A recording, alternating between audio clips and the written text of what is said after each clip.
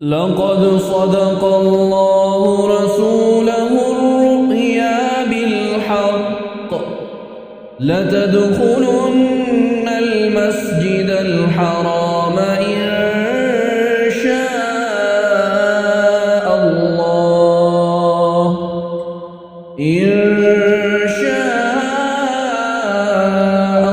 الله آمنين محلقين رؤوسكم ومقصرين لا تخافون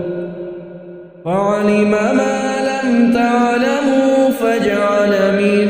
دون ذلك فتحا قريبا هو الذي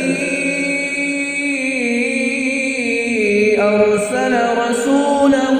بالهدى ودين الحق ليظهره على الدين كله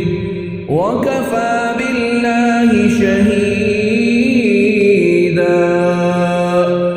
محمد رسول الله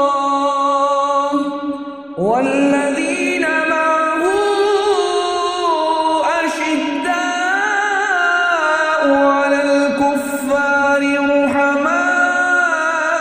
رحماء بينهم تراهم ركعا سجدا يبتغون فضلا من الله ورضوانا سيماهم في وجوههم من أثر السجود ذلك مثلهم في التوراة ومثلهم في الإنجيل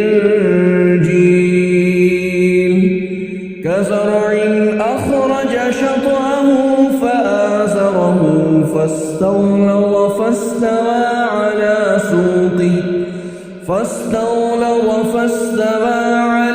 سوقه يعجب الزراع ليغيظ بهم الكفار